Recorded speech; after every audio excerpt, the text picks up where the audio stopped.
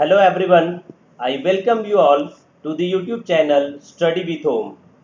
Here I am bringing heat and mass transfer lecture series, and in this video series the syllabus which I will cover is entire all the university HMT curriculum where theory, derivation plus numericals will be covered. I will bring previous year's GATE questions with solutions also. If you feel it's worth to watch my videos, please do like, share and subscribe. Share these videos to all the mechanical learners and GATE aspirants. So here let's start guys. Right. So in the lecture series of heat and mass transfer, first of all, I will complete or I will cover up the entire syllabus where we will see what is the syllabus of heat and mass transfer, which is very much important for your university curriculum as well as GATE, IES and all competitive examinations. So here there are 5 units where we will cover unit number 1 where there will be introduction to heat and mass transfer, where introduction of thermodynamics and heat transfer will cover, mode of heat transfer will come into the picture, where we will discuss about the conduction, we will discuss about conduction, convection and radiation. Here we will see effect of temperature on thermal conductivity of different types of materials, introduction to combined heat transfer mechanism, general differential heat conduction equation in rectangular, in cylindrical as well as in the spherical coordinate systems. So in this rectangular, cylindrical and spherical coordinate system, we will derive all the heat and mass transfer curriculums which are important, and there will be last topic where we will discuss initial and system boundary conditions, right? And then in unit number 1 second part there will be steady state one dimensional heat condition, and these two topics are very much important for GATE point of view also. So in steady state one dimensional heat conduction we will discuss simple and composite systems in rectangular, in cylindrical and in spherical coordinate systems with or without energy generation or internal heat generation. And we will see what is the concept of thermal resistance, what is the analogy between heat and electricity flow, what is thermal contact resistance and overall heat transfer coefficient, what is the critical radius of insulation for cylindrical and spherical bodies. So these are the points which we will cover in unit number 1 syllabus. And my dear students, these are very much important for competition, GATE and IES point of view also. So let's move to the subject or unit number 1, where we will start with some nomenclatures which are very much important because we will use all these nomenclature throughout the curriculum of HMT. So first of all, we will see what are those nomenclatures which are important for us to know.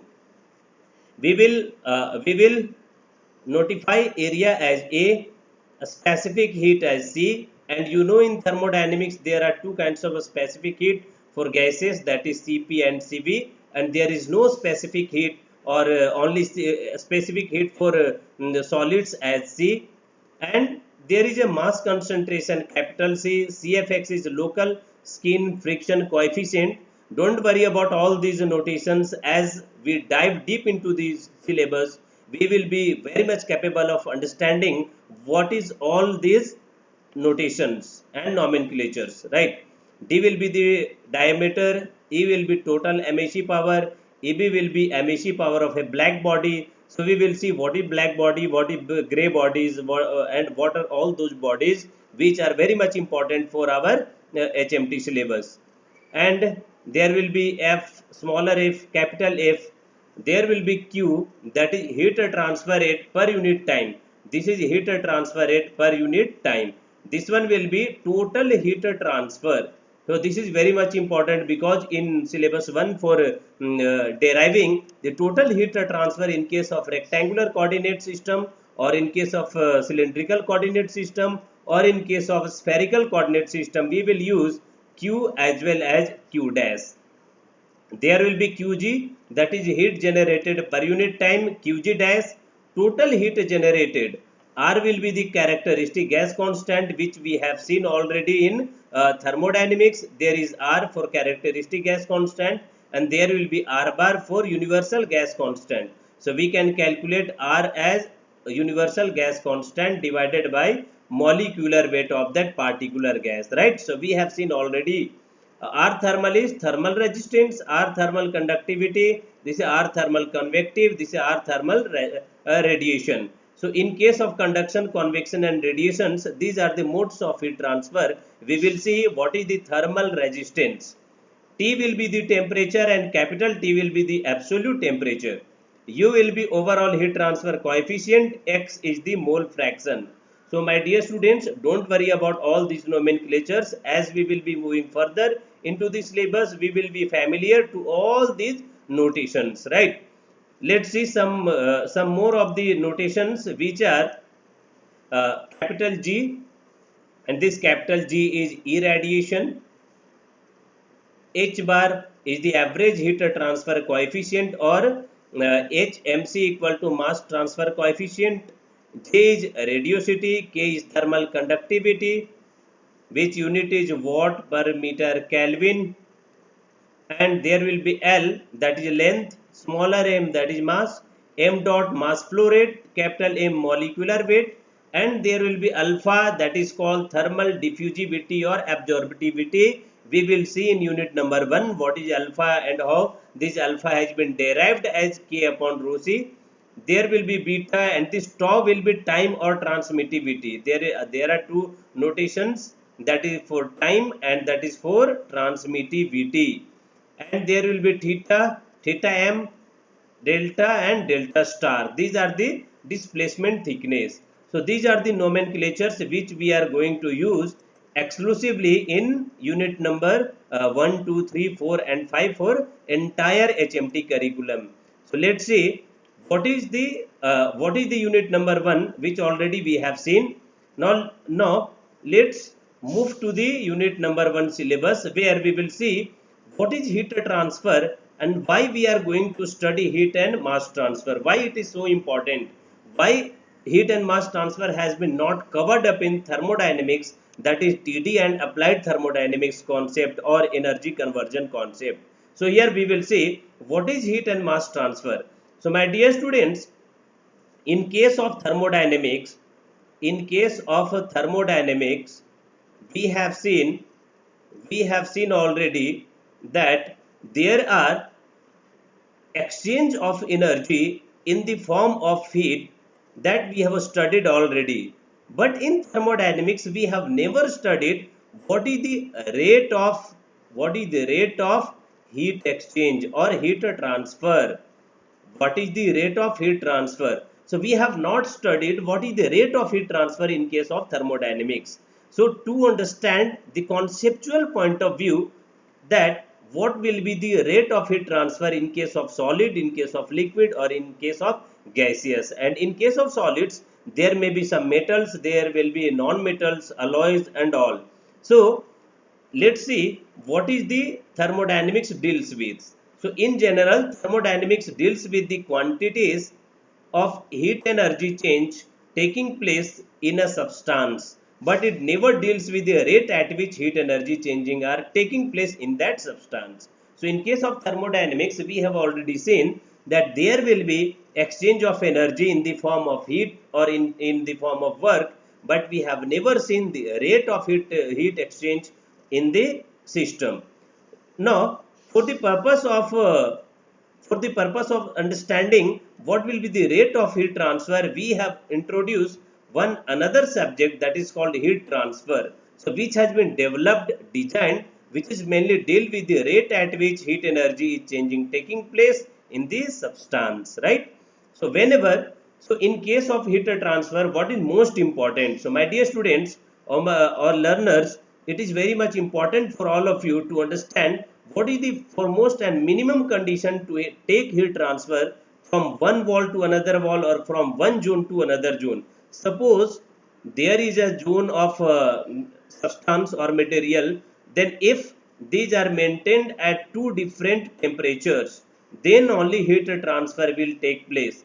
If there is not any significant change of temperatures between the wall, then there will not be potential changes of heat from one wall to another wall, and in that case heat transfer will not take place. So to take heat transfer from one wall to another wall, there is very much important to understand what is the temperature difference. If there will be temperature difference between the wall, there will be heat transfer. If there is not temperature change, heat transfer will not take place. So in case of the entire HMT curriculum, we will understand that if there will be a temperature change, there will be a heat transfer or heat transfer rate, right? So the two temperature zones will be heat energy starting flowing from zone at higher temperature to the zone at lower temperature at certain rate without external agency called heat transfer. So already we have seen that if there is a material, then if both are maintained at different temperature, then temperature or heat energy change will take place from the zone at higher temperature towards the zone at lower temperature. So here temperature is higher than temperature T2. T1 is greater than T2. So heat transfer will takes place from this zone to this zone, right?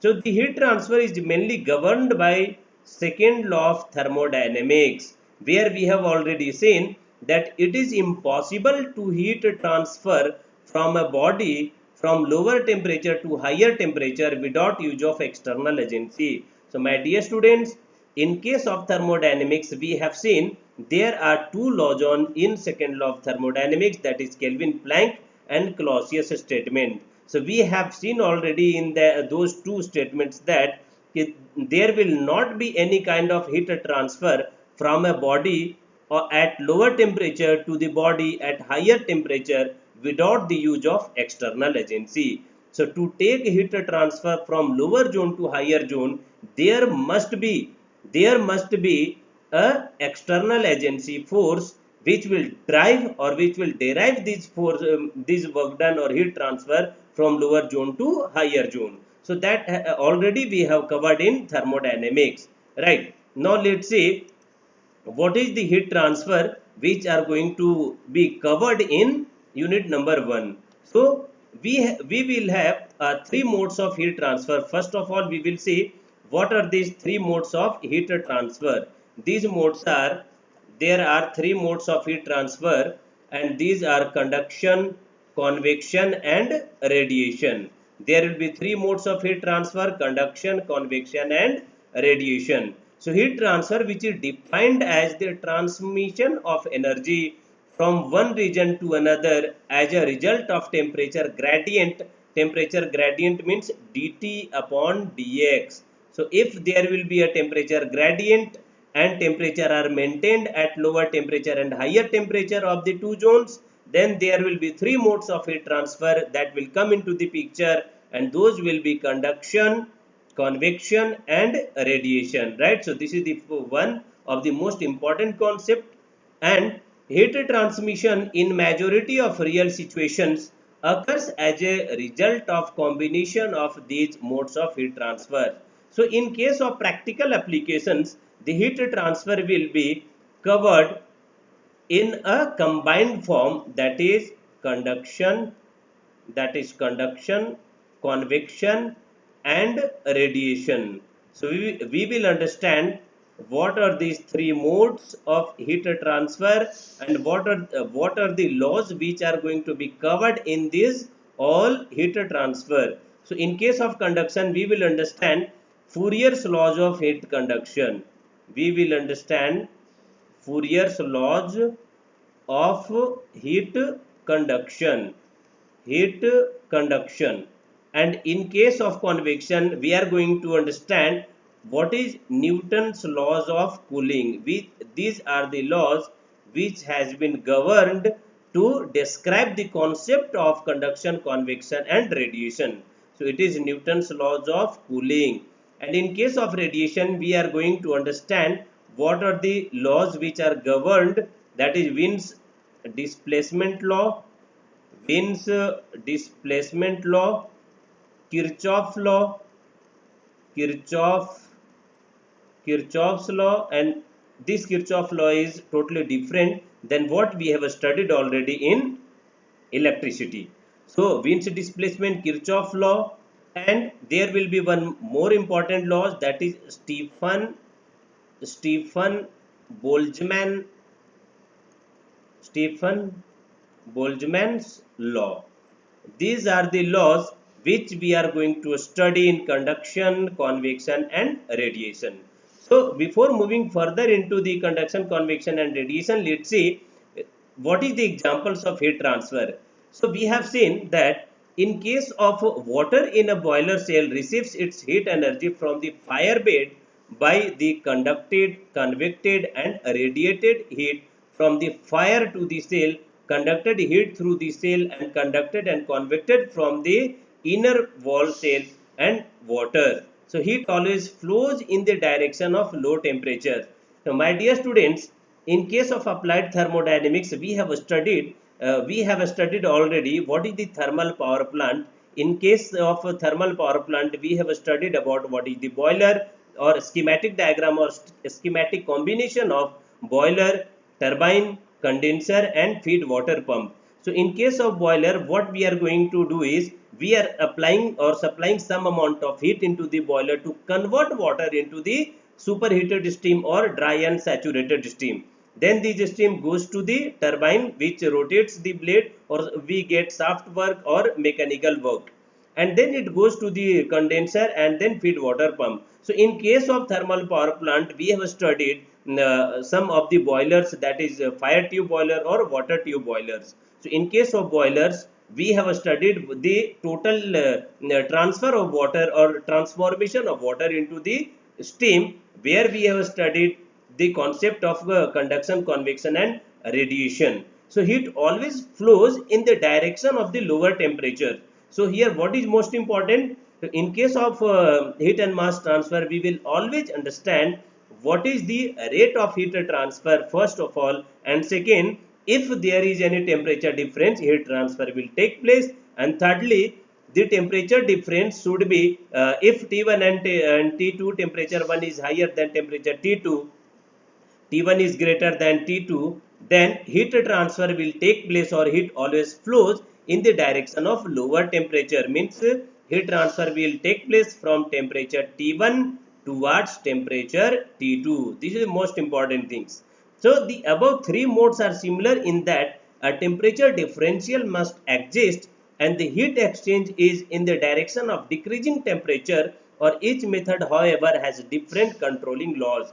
That laws we have already seen, that is for the study of conduction heat transfer. We will see what is the Fourier laws of heat conduction. In case of convection, we have seen what is Newton's laws of cooling, and in case of radiation, we will see what is the Wien's displacement law, Kirchhoff law and Stefan Boltzmann's laws, right? So now let's see what is conduction. First of all, we will understand about what is the conduction. So in case of conduction heat transfer, we must have familiar with what will be the surface and what will be the characteristic or properties of that material where heat conduction will take place. So suppose this is a conduction heat transfer, where conduction is the transfer of heat from one part of a substance to another part of the same substance. So we will say in case of heat transfer by conduction, or the modes of heat transfer by conduction, there should be a heat transfer from one part of a substance to the another part of the same substance. So if it is a copper, or suppose it is aluminium, or it is brass, or whatever it may be, or some alloys, then these materials will be of the same substance, or from one substance to another substance that will be directly in physical contact with it. So to take heat transfer by conduction, the material should be of the same substance first of all, and secondly, if there are two physical matters, two solids, and those are directly into the physical contact with each other, then heat transfer by conduction will take place. So it is very much important. or without appreciable amount of displacement of molecules forming the substance, right? So now let's see why heat transfer by conduction take place and what will be the mechanism of heat transfer by conduction which are going to be governed. So in solids, first of all we will see what is the heat transfer in conduction for the solids. So the heat is conducted by the following two mechanism, that will be the lattice vibration and second will be the transport of free electrons. So what is lattice vibration? Suppose we have a significant amount of or some mass of the element or mass of the some substance. What will happen if you are going to apply some amount of subsequent amount of heat into the system or heat into that particular substance? What will happen? There will be molecules of the substance which will come into the contact with the molecules which are directly contact at the zone where we are applying some amount of heat. So if we are applying some amount of heat at this zone, if we are applying heat at this point, what will happen?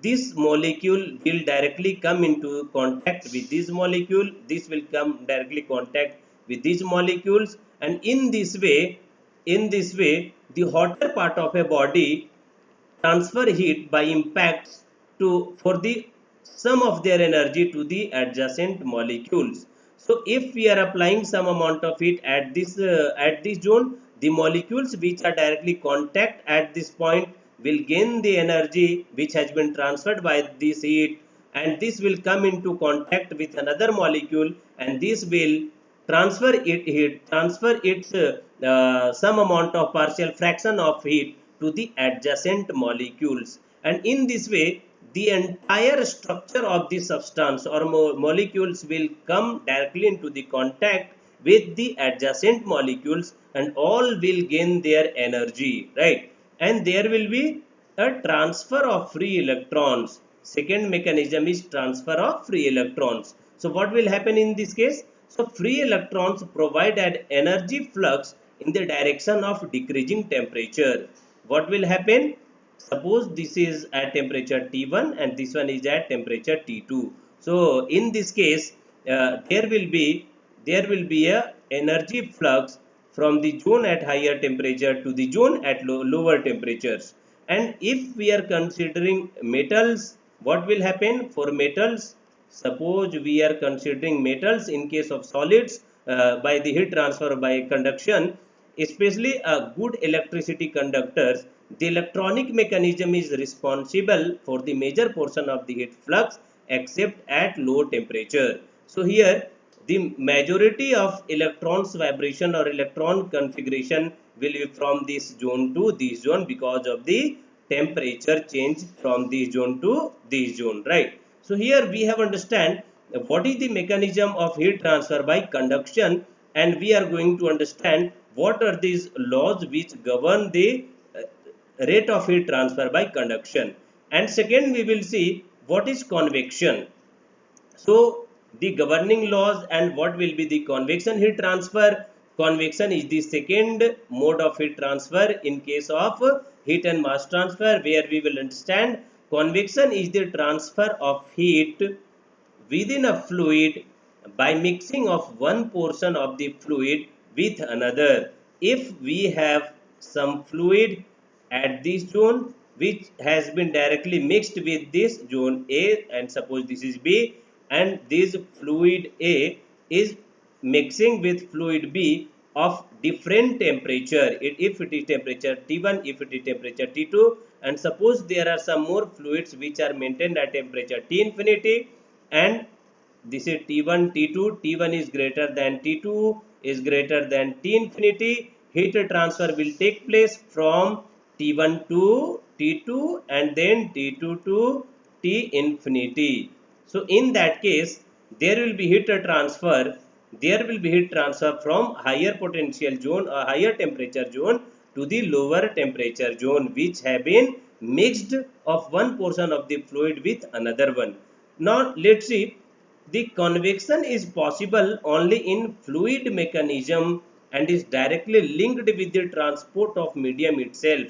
So in case of heat transfer by convection, one important concept which you need to understand is, if there is a buffer zone of solid, if it is a solid and this is a liquid zone, suppose it is a oil or it is steam or maybe whatever may be the fluid. So in case of convection heat transfer, there must be important to have a solid and liquid zone at the point of contact, at the point of buffer, where heat transfer is taking place from solid to liquid either, or from liquid to solid if temperature difference is there. So the effectiveness of heat transfer by convection depends largely upon the mixing motion of the fluid. So what will be the effectiveness? The effectiveness will be directly described by the mixing motion of the fluid. It is discussed by the mixing motion of the fluid,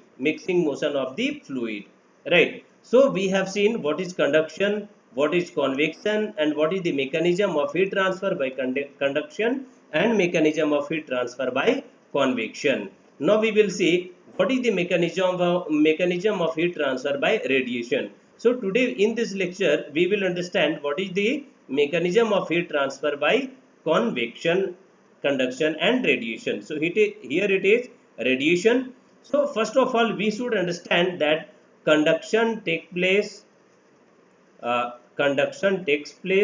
in the same material or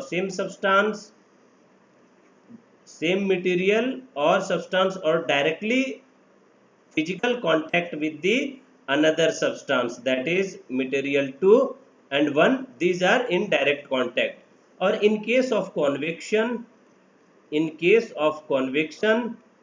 there should be transport of medium, or there is a solid zone, suppose it is a solid, and this is liquid zone which are maintained at different temperature T1 and T infinity. Then heat transfer will take place from this T1 to T infinity. Here transport of medium are taking place, or there is a buffer zone of solid and liquid. So in case of conduction and convection there should be medium, but in case of radiation heat transfer, it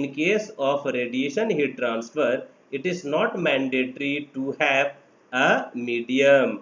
So if there is not any medium which are transporting the electromagnetic wave or energy in the form of radiation, so it is not mandatory to have a medium. So in case of radiation heat transfer, it can occur or it can take place in vacuum also. If there is a vacuum, then also heat transfer by radiation takes place. So radiation is the transfer of heat through space or matter by means other than conduction and convection, right? So radiation heat is through thought of an electromagnetic waves or quanta. So electromagnetic wave, what is electromagnetic wave? All the bodies which are maintained at more than absolute temperature radiate or emits electromagnetic waves in the form of quantum energy, right? So an emanation of the same nature as light and radio waves, it will be of the same nature of light and radio waves. See, all the bodies which radiate heat, or so the transfer of heat by radiation occur because of hot bodies emission or more heat than it receives. So what is the mechanism? Suppose we have two bodies A and body B. This is at temperature T1 and this is at temperature T2. If T1 is greater than T2, if temperature T1 is greater than T2, what will happen? These will emit more heat than what it receives. If temperature T2 is maintained at temperature, if body B is maintained at temperature T2, which is lower than temperature T1, so in case of radiation heat transfer, which we have studied, that all the bodies which are in the surrounding or in the environment radiate emits some subsequent amount of electromagnetic waves. So what will happen here? So if the temperature T2 which is of the body B is lower than temperature T1 will receive more heat than what it emits. So what will happen if there are two bodies A and B? Body A is maintained at temperature T1, body B is maintained at temperature T2. If body A temperature T1 is greater than T2, then what will happen? These two bodies will emit subsequent amount of electromagnetic waves or quanta energy to the surrounding. So in case of A and B, A because it is of higher temperature will emit more electromagnetic wave than what it receives from body B, and vice versa, body B will receive more electromagnetic wave than what it emits. So radiant energy being electromagnetic radiation requires no medium for propagation and will pass through the vacuum, which we have already seen here, right? So my dear students, thanks a lot. In the next lecture series, we will try to bring out the laws of conduction, that is Fourier laws of heat conduction. Thanks a lot.